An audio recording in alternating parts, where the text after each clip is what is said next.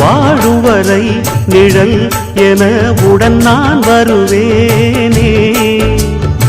ஏழ் பிறப்பும் உயிர் துணை உனை நான் பிரியேனே.